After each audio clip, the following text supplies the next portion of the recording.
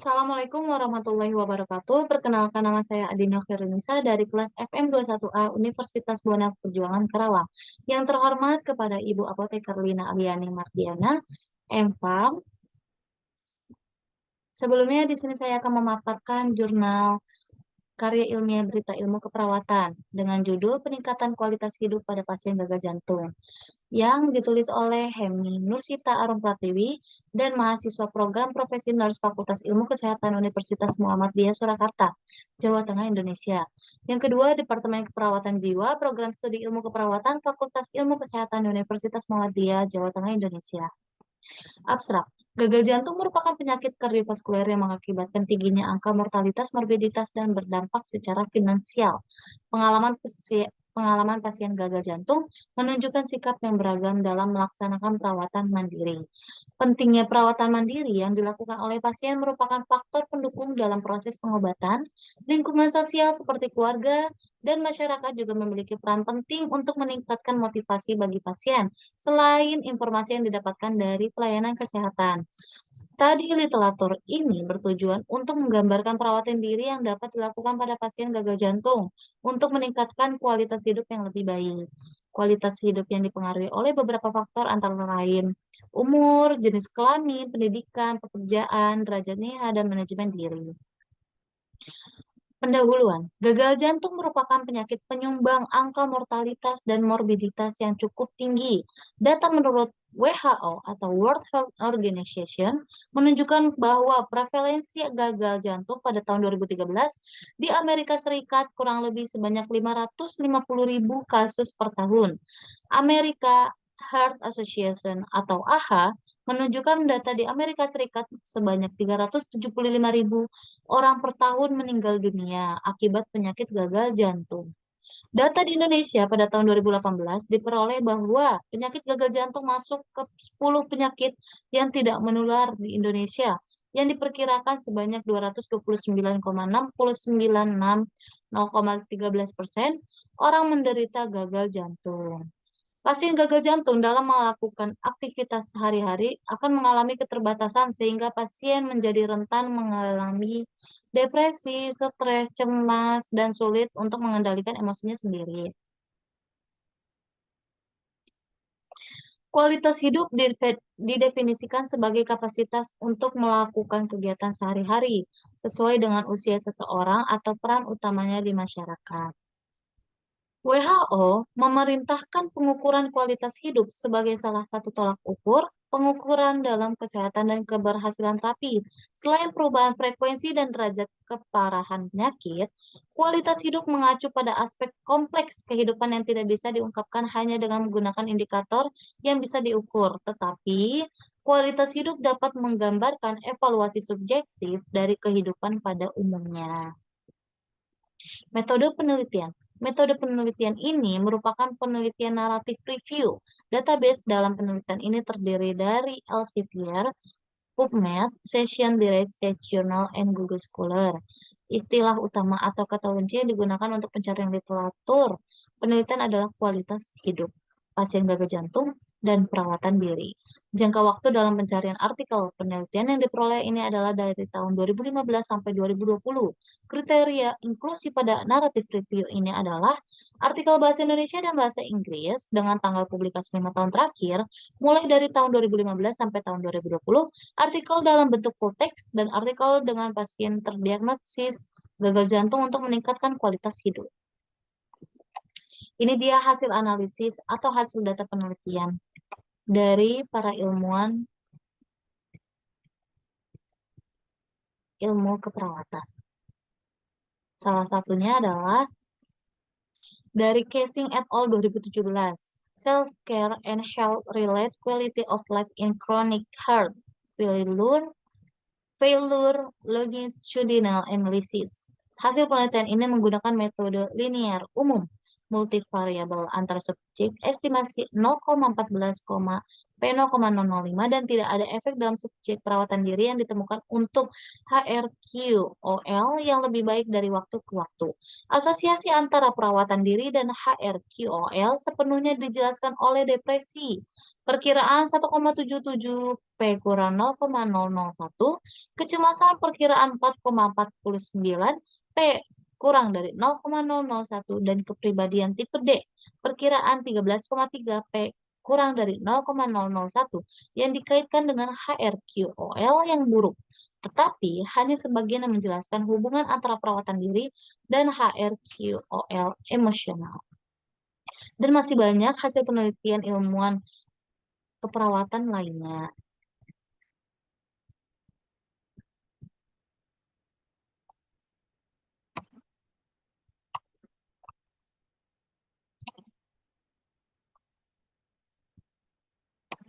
Untuk pembahasan, faktor yang berhubungan dengan kualitas hidup, faktor yang berhubungan kualitas hidup itu adalah umur, pendidikan, derajat New York Heart Association atau NIHA, umur memiliki hubungan negatif terhadap kualitas hidup yang menyatakan bahwa semakin bertambahnya umur, semakin kualitas hidupnya akan menurun. Hal tersebut sesuai dengan teori yang mengatakan bahwa fungsi jantung akan berubah bersamaan dengan pertambahan umur. Seseorang yang berumur 40 tahun ke atas, jantung kirinya akan mengalami pengecilan sebagai respon terhadap rendahnya beban kerja yang dibutuhkan oleh jantung. Dalam hal pendidikan, yaitu memiliki hubungan positif terhadap kualitas hidup yang menyatakan bahwa semakin tinggi pendidikan seseorang, maka semakin baik pula kualitas hidup pasien. Hal tersebut sesuai dengan teori yang mengatakan bahwa semakin tinggi pendidikan yang dimiliki oleh seseorang, maka semakin mudah pula menerima informasi yang diberikan. Karena seseorang yang memiliki tingkat pendidikan yang lebih tinggi akan mudah menjerap informasi dan memiliki pengetahuan yang lebih baik daripada seseorang yang tingkat pendidikannya lebih rendah.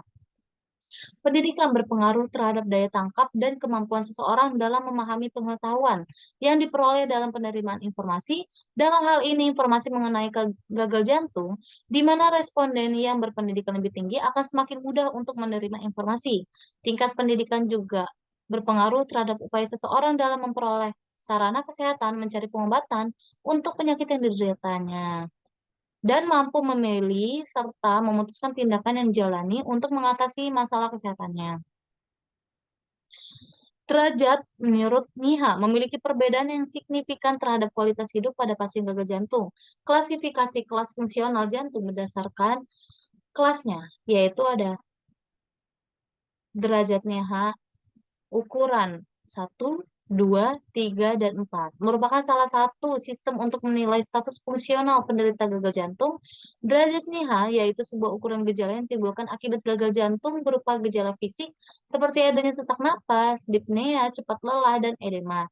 Kondisi fisik ini sangat mempengaruhi kemampuan dan fungsi pasien sehingga dapat mempengaruhi kualitas hidup pasien.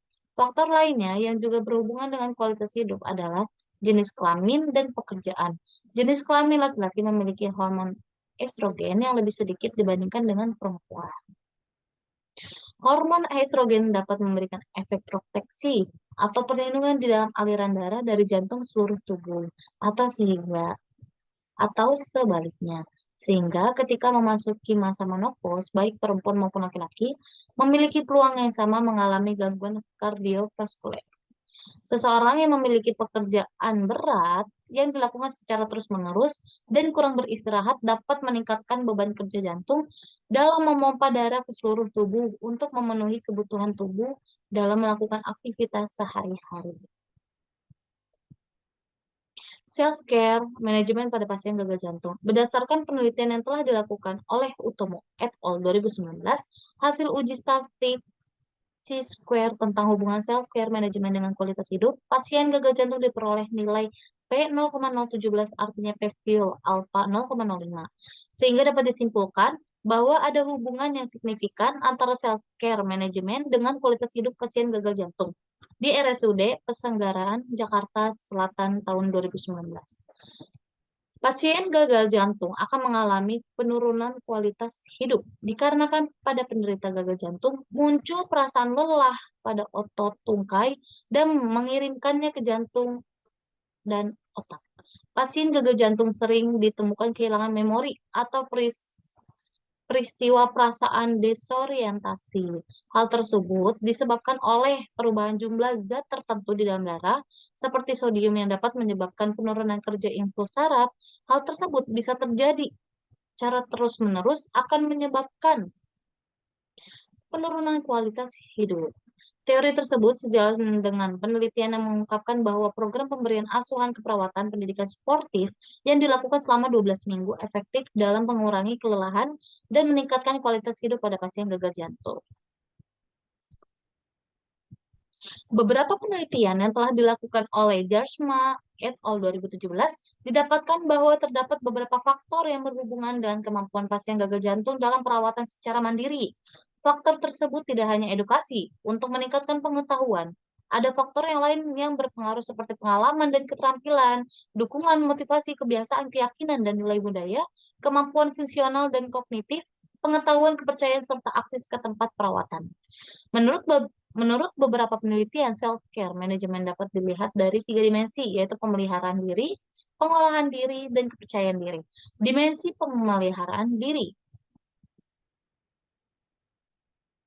yaitu merupakan dimensi dengan skor terendah dibandingkan dengan 2 dimensi lainnya, dengan frekuensi hanya sebesar 5,4%. Responden saja yang memiliki perilaku adekuat dengan rata-rata skor 3,4 kurang lebih 11,8.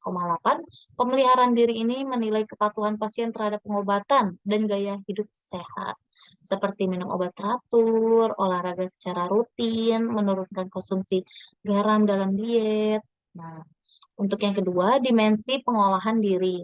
Pengolahan diri ini melihat persepsi pasien terhadap gejala yang meliputi kemampuan pasien dalam mendeteksi gejala dan interpretasi hasil dari interpretasi tersebut. Pasien akan membuat keputusan untuk menangani gejala dan melakukan strategi pengobatan, maupun melakukan evaluasi terhadap respon tindakan yang dilakukan. Yang ketiga, dimensi kepercayaan diri. Kepercayaan diri ini menilai respon pasien terhadap gejala yang terjadi mengikuti petunjuk pengobatan yang telah diberikan merupakan suatu komponen kepercayaan diri yang paling tinggi di dalam dimensi ini. Jika dilihat dari hasil penelitian, maka yang dimaksudkan oleh pasien adalah akan kepercayaan mengikuti petunjuk pengobatan, yaitu kepatuhan dalam minum obat. Hal ini dapat terlihat dari tingginya perlakuan atau perilaku keteraturan minum obat dan rendahnya perilaku non-farmakologis seperti monitoring berat badan dan edema tungkai secara rutin, diet rendah garam, serta melakukan olahraga secara rutin.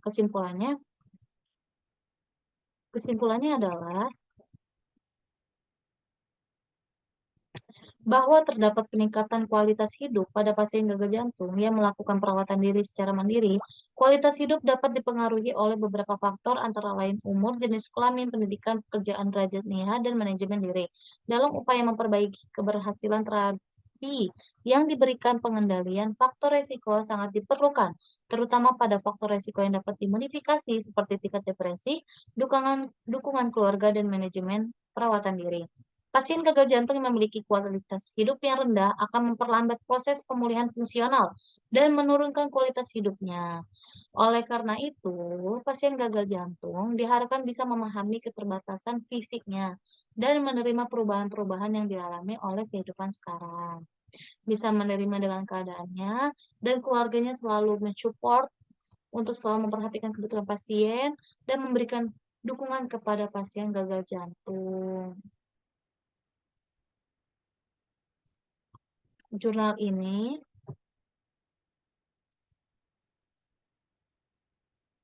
yang dikumpulkan dan ditemukan dari ilmuwan-ilmuwan Agustina A. Avianti, Y dan Ilmi B. 2017, pengalaman pasien gagal jantung kongestif dalam melaksanakan perawatan mandiri. Yang kedua, Ahmad A.N. Primanda, Y dan Istanti YP 2016, kualitas hidup pasien gagal jantung kongestif atau GJK berdasarkan karakteristik demografi. Dan masih banyak lainnya lagi yang tidak bisa saya sebutkan satu-satu. Mungkin cukup sekian dari saya. Mohon maaf bila banyak salah kata. Wassalamualaikum warahmatullahi wabarakatuh.